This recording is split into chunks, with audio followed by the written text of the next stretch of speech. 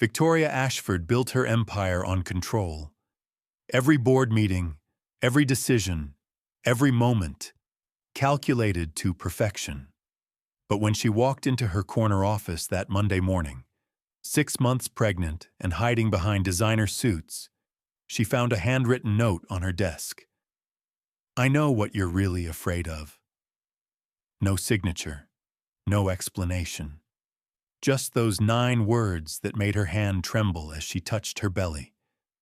The one person in Riverside Springs who saw through her carefully constructed walls wasn't a rival CEO or a business competitor.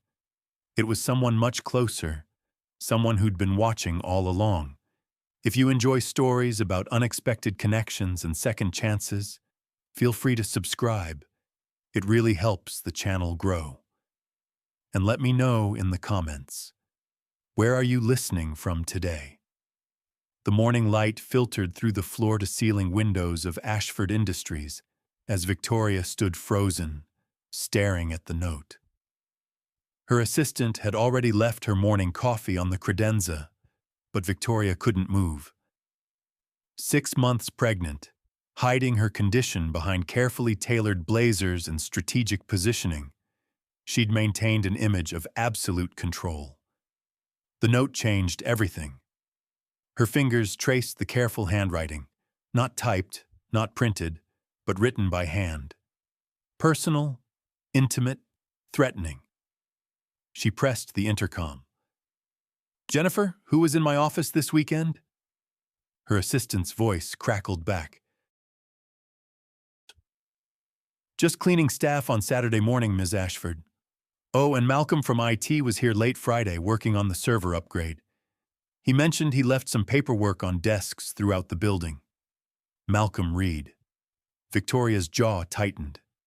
The quiet IT specialist who'd worked at Ashford Industries for 3 years, never asking for promotions, never networking at company events, just existing in his corner of the building like a ghost. She'd barely spoken 10 words to him in all that time. Yet he'd always made her uncomfortable with his observant eyes that seemed to see too much. Victoria crumpled the note and threw it in the trash, then immediately regretted it. What if she needed it as evidence? Evidence of what, exactly? She looked up through her glass office wall, and her breath caught. Malcolm stood in the hallway, a laptop bag slung over his shoulder, looking directly at her. Not startled, not surprised, just watching with that same unreadable expression that made her feel exposed. Their eyes met for 3 seconds that felt like hours before he turned and walked away. Victoria's hand instinctively moved to her belly, and she realized with cold certainty that her secret was no longer entirely her own. The next day, Victoria did something she never did. She left the office for lunch. The walls felt too close, the air too thin, and that note kept replaying in her mind. She needed space to think, to breathe, to feel like herself again. Riverside Diner sat on the corner of Main and Fifth, a throwback to simpler times with red vinyl booths and checkered floors. Victoria had driven past it 1,000 times, but never stopped. It was too ordinary, too exposed, too real for someone like her. She slid into a corner booth, ordered a salad she wouldn't eat, and tried to disappear behind her phone. The waitress, an elderly woman whose name tag read Martha, smiled warmly, but didn't try to make conversation. Victoria appreciated that. She needed silence, needed to think about the board meeting next week, about the quarterly reports, about anything except the note and the man who might have written it. The bell above the door chimed. Victoria looked up out of habit and felt her stomach drop. Malcolm Reed walked in, nodded to Martha like an old friend, and headed toward the counter. He hadn't seen her yet. Victoria considered leaving, but that would look like running, and she never ran. She watched him order, coffee, black, and the Tuesday special, and noticed how Martha's entire face lit up when she talked to him. He was a regular here. This was his place, not hers. She was the intruder. Then he turned, scanning for a seat, and saw her. Something flickered across his face. Surprise, maybe concern, before he walked directly to her booth. Victoria's defenses slammed into place. "Ms. Ashford," he said quietly, stopping at the edge of her table. "I didn't expect to see you here." "It's a public diner, Mr. Reed." "Of course." He hesitated, and in that pause, Victoria saw something she hadn't expected. Genuine concern. "Are you all right? You look exhausted." The kindness in his voice cracked something inside her that she'd spent years fortifying. Exhausted didn't begin to cover it. She hadn't slept properly in weeks, terrified every night that the baby would come too early, that the board would discover her situation, that everything she'd built would crumble because she'd made one very human mistake. But she couldn't say any of that, especially not to him. "I'm fine," she said coldly. "I don't need your concern, Mr. Reed. Please leave me alone." He nodded slowly, accepting the dismissal, but as he turned to walk away, he said over his shoulder, just loud enough for her to hear, "Your secret isn't what you think it is, Miss Ashford. It's that you're trying to do this completely alone."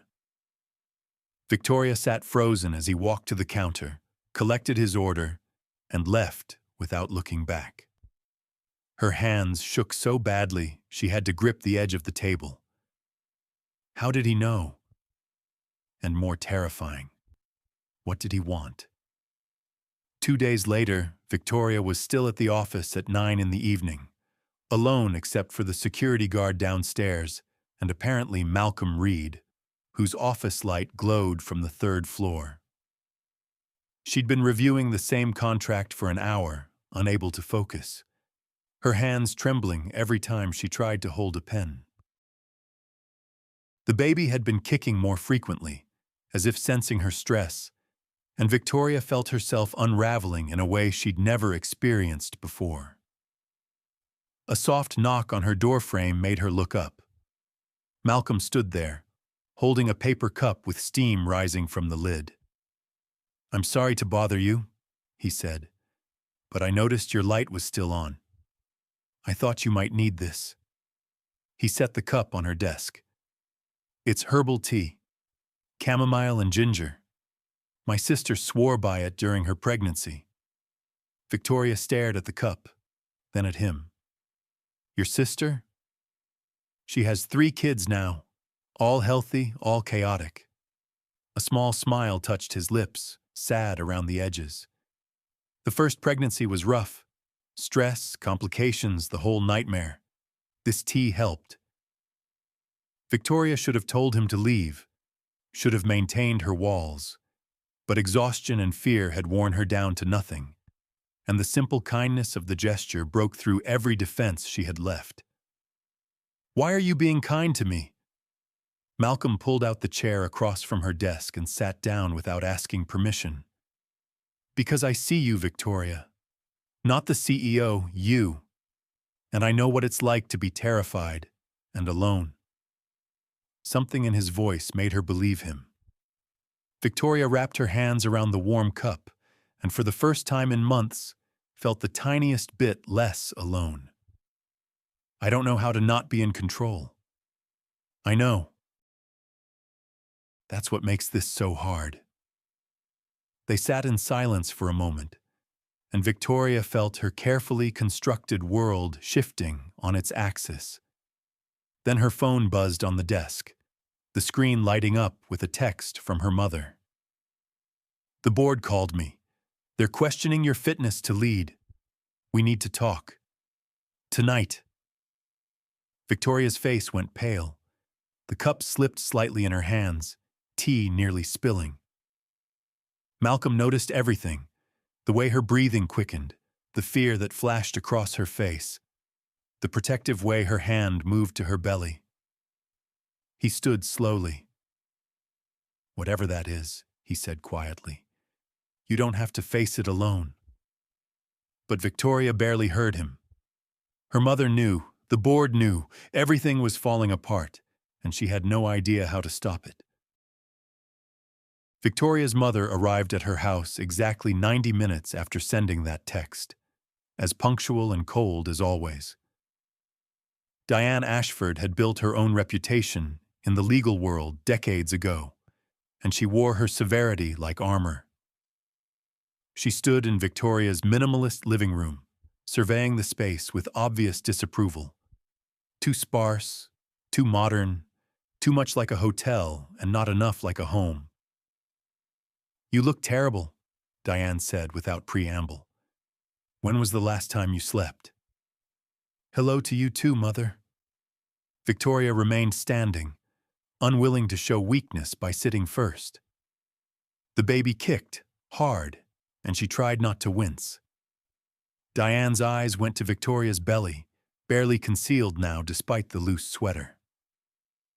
The board called me this afternoon. Richard, specifically. He's concerned about your fitness to lead. Multiple board members are questioning whether someone in your condition should be making critical decisions for the company. My condition? You mean being pregnant? Victoria's voice was sharp. Last I checked, pregnancy doesn't impair cognitive function. Don't be naive, Victoria. This isn't about biology. It's about perception. An unmarried, pregnant CEO? They have questions. Where's the father? Why isn't he involved? Are you emotionally stable enough to run a multi-million-dollar company while preparing to be a single mother? Each word landed like a blow. Victoria had expected this conversation eventually, but hearing the accusations spoken aloud made them real in a way they hadn't been before. So what are you suggesting? Step down temporarily. Let Richard take over as interim CEO. Have the baby, take some time to adjust, then come back when you're ready. It's the smart play, Victoria. It protects you and the company. Richard has wanted my position since the day I was promoted over him.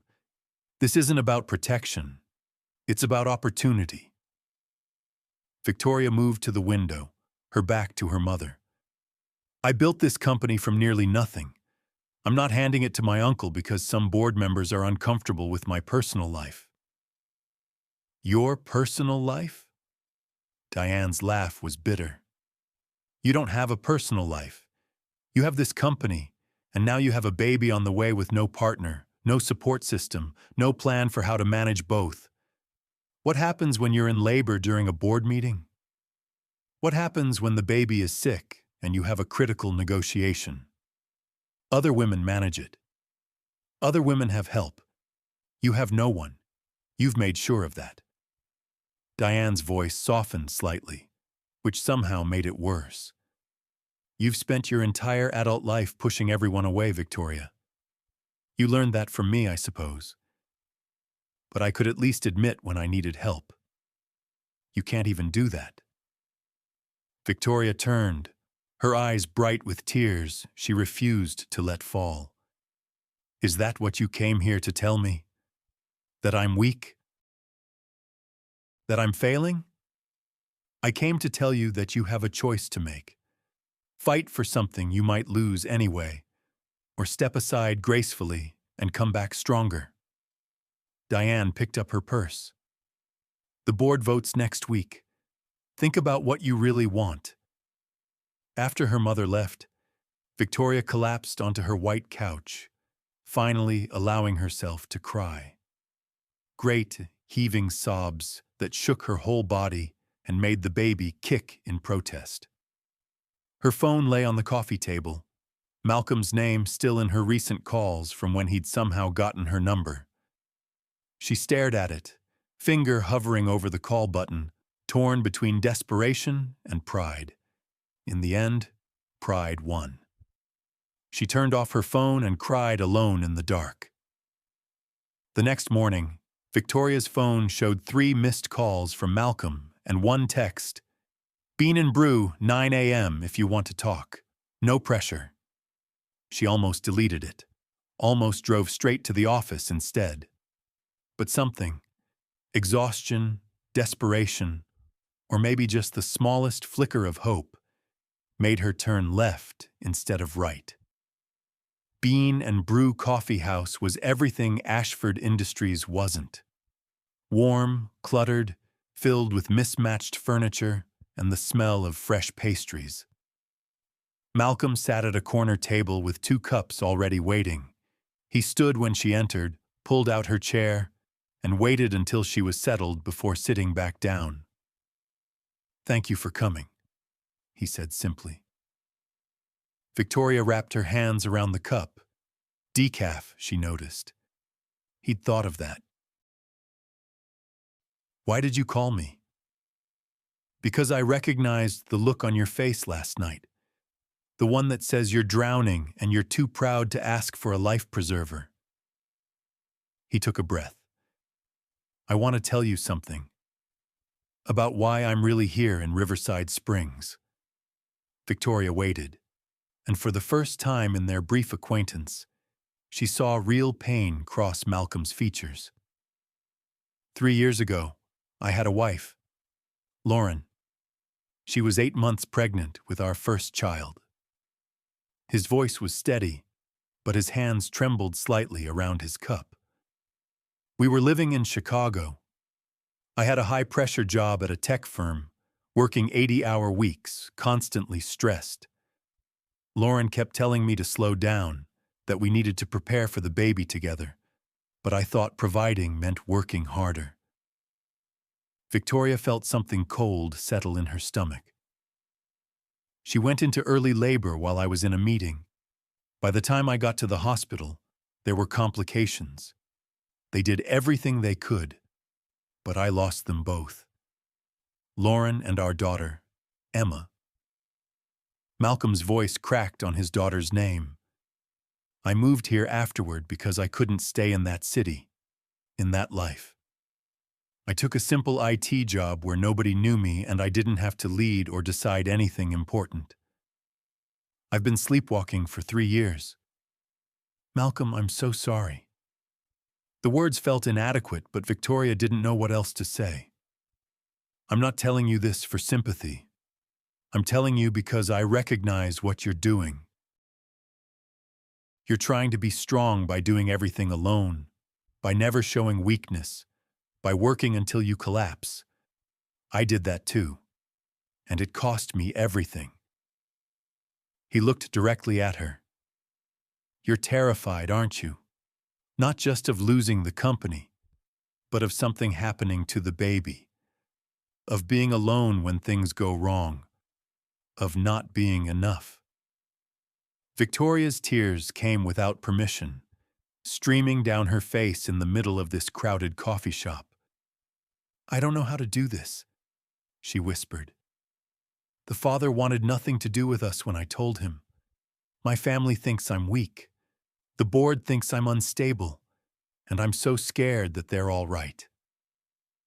Malcolm handed her a napkin. "They're not right. You're one of the strongest people I've ever met. But strength doesn't mean doing everything alone. It means knowing when to accept help." Victoria wiped her eyes, feeling something shift inside her, a tiny crack in the armor she'd worn for so long. "Why are you helping me?" "Because for 3 years, I've been afraid to care about anything or anyone. Watching you struggle reminded me that hiding from pain doesn't heal it. Maybe we both need to learn how to be vulnerable again." They sat in comfortable silence for a moment before Victoria noticed movement outside the window. Her Uncle Richard walked past with board member Janet Pierce, both dressed for business. Richard's eyes locked on Victoria through the glass, then shifted to Malcolm, then back to Victoria. His expression hardened with something that looked like satisfaction, mixed with calculation. He said something to Janet, who turned to look as well. Victoria's stomach dropped. "That's my uncle." she said quietly. And a board member. They just saw us together. Malcolm followed her gaze. Is that bad? In my world, yes. They'll twist this into something it's not. More evidence that I'm distracted, unstable, making poor decisions. Victoria stood abruptly. I should go. Victoria, wait! But she was already walking to her car, her mind racing with all the ways this morning could be weaponized against her. By Friday afternoon, Victoria knew the ambush was coming. Richard had called an emergency board meeting, and the formal notice in her inbox used words like company welfare and leadership stability. She walked into that boardroom in her best armor, navy suit, hair perfect, expression controlled. But inside she was crumbling. The long mahogany table was surrounded by 9 board members, all looking distinctly uncomfortable. Richard sat at the far end, Janet Pierce to his right. Victoria took her seat at the head of the table, placed her portfolio in front of her, and waited. Thank you for joining us, Victoria, Richard began with false warmth. We wanted to discuss some concerns that have been brought to our attention. Concerns about what, specifically? Victoria kept her voice level. Janet cleared her throat. About your current situation and how it might impact your ability to lead the company effectively. We've noticed increased stress, irregular hours, and perhaps some impaired judgment in your personal associations. My personal associations? Victoria's eyes narrowed. We understand you've been spending time with an employee, Malcolm Reed from IT, multiple sightings outside of work, private meetings. It raises questions about boundaries and professional judgment, especially given your current vulnerable state. The words, vulnerable state, hung in the air like an accusation. Victoria felt her carefully constructed composure beginning to crack. Richard leaned forward, his expression almost sympathetic. Victoria, we're not trying to attack you. We're genuinely concerned. A pregnancy without a partner, stress-related decisions, fraternizing with subordinates. These aren't the actions of the focused leader we've known. Perhaps it's time to consider a temporary step back. Let me handle things until after the baby comes, and you've had time to recover your balance. Recover my balance? Victoria's voice was quiet, dangerous. You know what I mean. No one doubts your capabilities when you're at your best. But right now, you're clearly not at your best. This is about protecting you and the company. Victoria looked around the table at faces she'd known for years. Some sympathetic, some uncertain, some clearly in agreement with Richard. The room felt like it was closing in. The baby kicked hard, as if protesting the stress. Victoria placed both hands flat on the table and stood. This meeting is adjourned. I'm still CEO of this company, and I'll prove every one of you wrong. She walked toward the door with her head high, refusing to let them see her shake. But 3 steps from the exit, something changed. A warm wetness ran down her legs, soaking through her clothes. Victoria stopped, looked down in confusion and horror, then back at the board members staring at her in shock. My water just broke, she said, and her voice finally trembled. It's too early. The baby isn't due for 3 more months. Then the first contraction hit, and Victoria grabbed the back of a chair to stay upright.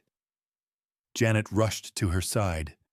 Richard pulled out his phone to call emergency services, and through the chaos, Victoria had only one clear thought. She was about to lose everything. The ambulance ride to Riverside General Hospital passed in a blur of pain and fear. Victoria lay on the stretcher, monitors beeping around her, paramedics speaking in calm voices that couldn't hide the urgency in their movements. 3 months early. The words kept repeating in her mind like a death sentence. Babies born this early faced so many risks. Underdeveloped lungs, brain bleeds, infections. She'd read all the statistics during her sleepless nights, and now those numbers haunted her. At the hospital, they rushed her into labor and delivery. Diane arrived 20 minutes later, her usual composure cracked by genuine fear. She stood outside the room, looking lost in a way Victoria had never seen. The board members dispersed, Richard making hollow promises to handle everything at the office. None of them stayed. None of them mattered. What Victoria didn't know was that Malcolm had received a text from Jennifer, Victoria's assistant, who'd heard about the emergency. He arrived at the hospital an hour after Victoria, carrying a small overnight bag he'd somehow assembled from items in Victoria's office. Phone charger, a sweater, the framed photo of her late father she kept in her desk drawer. He didn't announce himself, just sat in the waiting room outside labor and delivery, prepared to stay as long as necessary. A nurse came out looking for family. "Are you the father?" she asked Malcolm.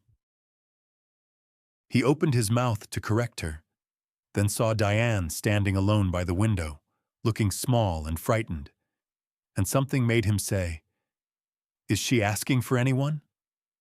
She keeps saying she doesn't want to be alone." The nurse glanced at her chart. "The situation is precarious. We may need to make some quick decisions." Malcolm looked at Diane. Diane looked back at him, this stranger who'd somehow become more present in her daughter's crisis than her own family. Something unspoken passed between them. "Can I see her?" Malcolm asked. The nurse nodded and led him back. Victoria lay in the hospital bed, pale and exhausted, hooked to monitors that beeped out her anxiety in numerical form. Her eyes widened when she saw him. "Malcolm, how did you—" "Your assistant texted me. I brought some things from your office." He set the bag down, pulled a chair close to her bed. "I know I shouldn't be here. I know this isn't my place. But you said you didn't want to be alone. And I understand that feeling better than anyone." Victoria's carefully constructed walls finally shattered completely. She reached for his hand, gripping it like a lifeline. "I'm so scared. It's too early. What if I lose her? What if I'm not strong enough?" "You are strong enough, but you don't have to be strong alone." Malcolm squeezed her hand back. "I'm here. Your mother is here. You have people who care, even if you've spent years trying not to need us." A contraction hit, stronger than before, and Victoria gasped. Malcolm held her hand through it, murmuring encouragement the way he remembered doing with Lauren before everything went wrong. The memory hurt, but for the first time in 3 years, it didn't paralyze him. He was choosing to be present for someone else's fear instead of running from his own. The doctor rushed in, checked monitors, and her expression tightened. "We need to do an emergency procedure. The baby's heart rate is dropping. We can't wait." "Will she be okay?" Victoria's voice broke. "We're going to do everything we can, but I need you to trust us." The doctor looked at Malcolm. "You'll need to wait outside." Malcolm stood but didn't let go of Victoria's hand until she released his. "I'll be right here when you wake up. I promise." They wheeled her away, and Malcolm walked back to the waiting room where Diane still stood by the window, watching the sun set over Riverside Springs. He sat down heavily in a plastic chair, and after a long moment, Diane sat beside him. "Thank you for staying," she said quietly. "I couldn't leave her alone." "No, you couldn't." Diane's voice was thick with emotion. "I could have, though.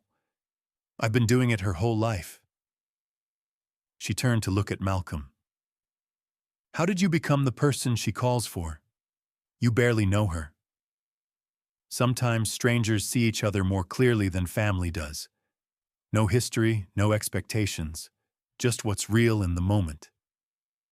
Malcolm leaned forward, elbows on his knees. I lost my wife and daughter 3 years ago. Lauren was 8 months pregnant. I wasn't there when she needed me because I thought providing meant working, not being present. I've spent 3 years punishing myself for that mistake. Diane was quiet for a long time. When she finally spoke, her voice shook. I made Victoria believe that needing people was weakness, that control was the only currency that mattered. When her father lost everything trusting the wrong people, I taught her that trust itself was the problem. I made her this way, afraid to be vulnerable, afraid to need anyone, afraid to admit when she's struggling. She's not afraid anymore, not completely. She's learning, because of you, because she's brave enough to try. Malcolm looked at Diane directly. The question is, are you? Before Diane could answer, the doctor emerged from the surgical wing. Both Malcolm and Diane stood, holding their breath. The doctor pulled down her mask, and her expression was carefully neutral.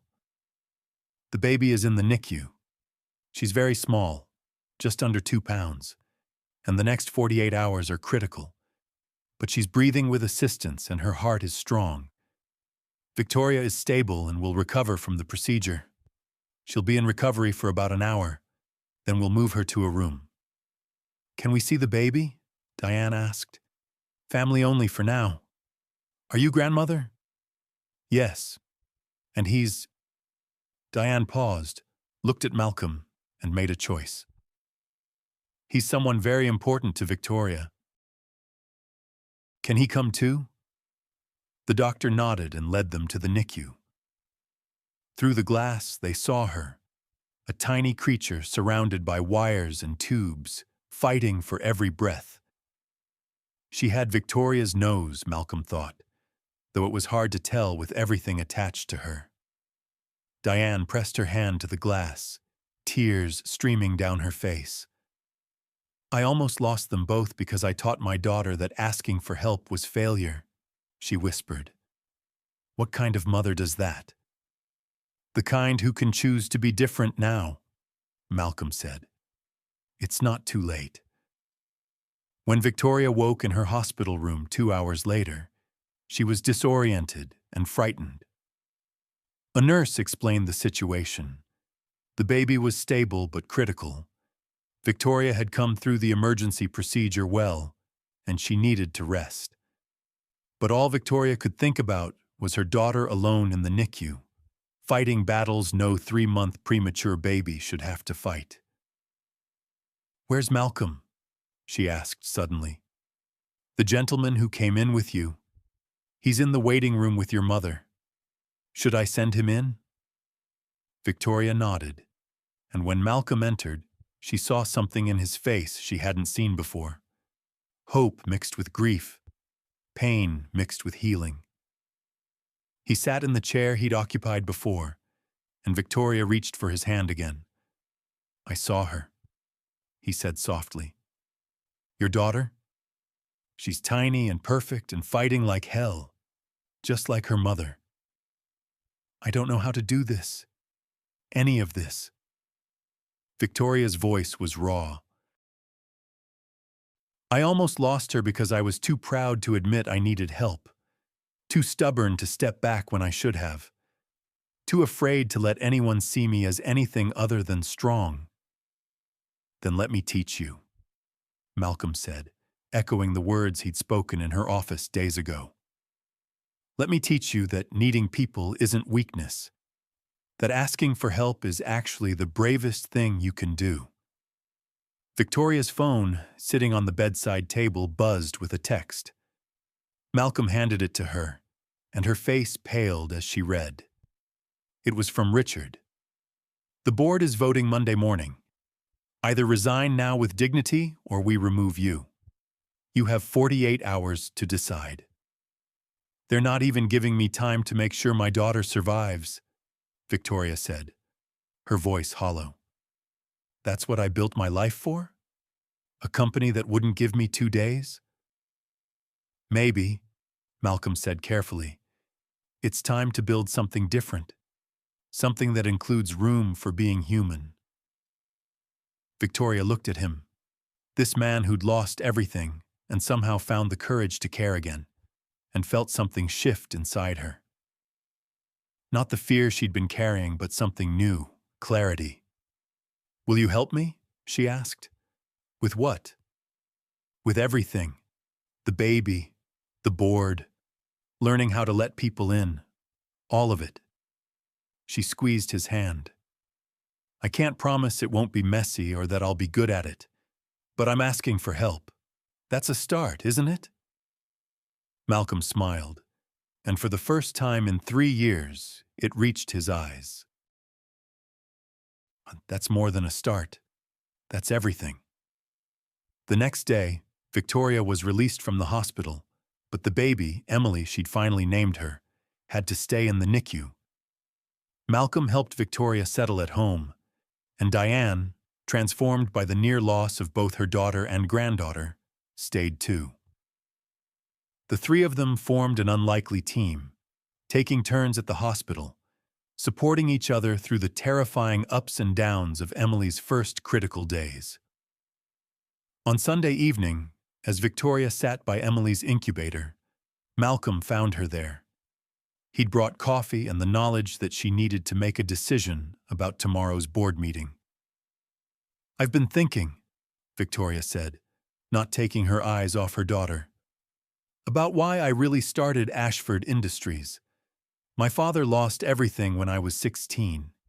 He trusted the wrong people, made bad deals, and we went from comfortable to barely surviving. I watched him break from it.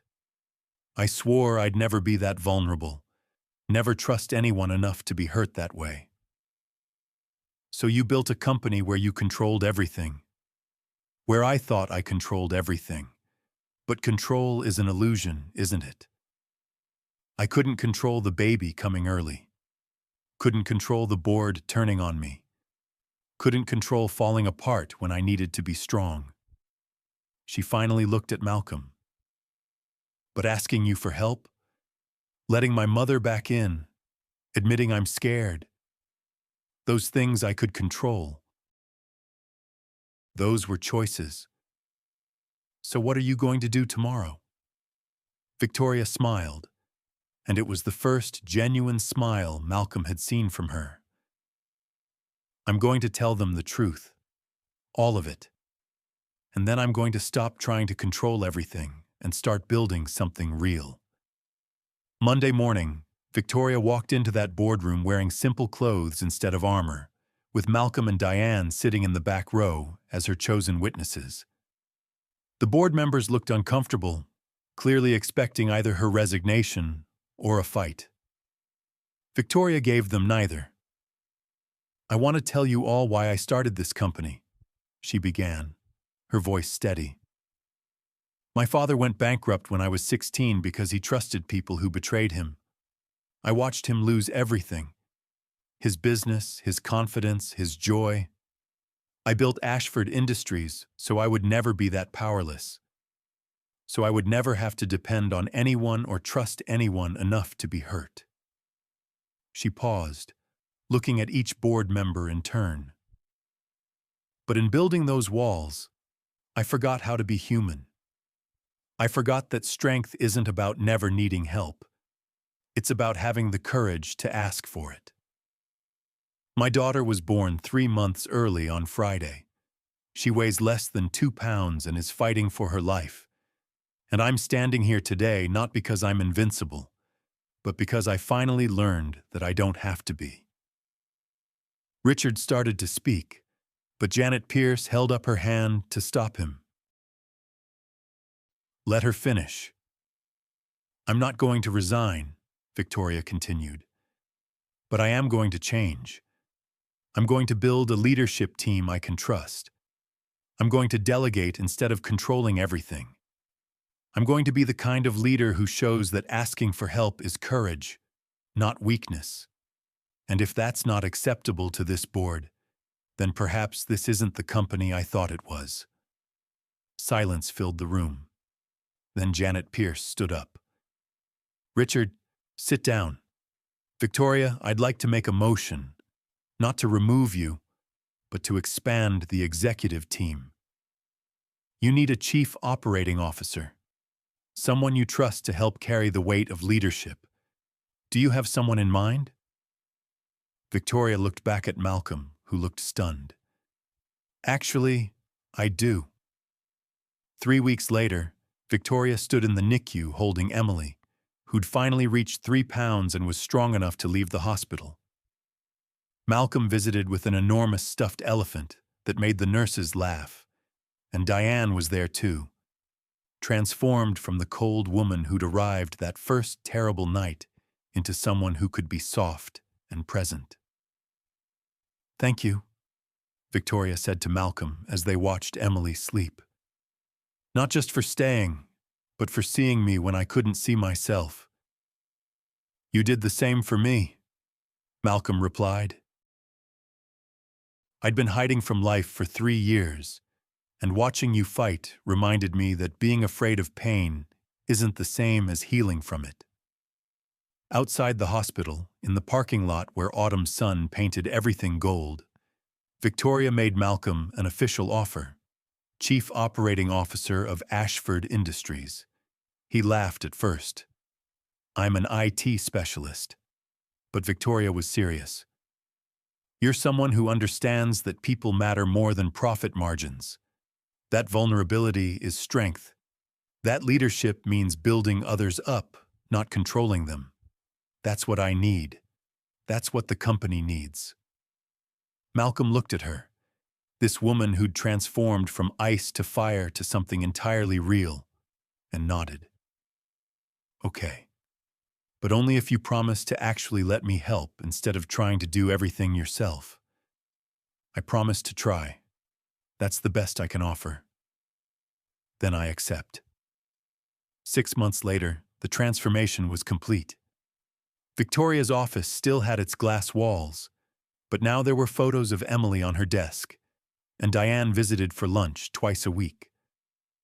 Malcolm's office was next to hers, with Chief Operating Officer on the door and a philosophy that put people before spreadsheets. The company had changed. More collaborative, more human, more real. One afternoon, Victoria stood at her window watching her team work together, genuinely together, not under her control, but as partners in building something meaningful. Malcolm joined her, and they stood in comfortable silence as golden light streamed through the glass. Thank you for the note, Victoria said finally. The one you left on my desk that first day. Malcolm smiled. Thank you for reading it, for having the courage to let someone in. Outside, Riverside Springs stretched into autumn beauty, the river flowing steady and sure. 2 people who'd been broken had learned that the strongest thing anyone could do wasn't to hide their cracks, but to let light shine through them.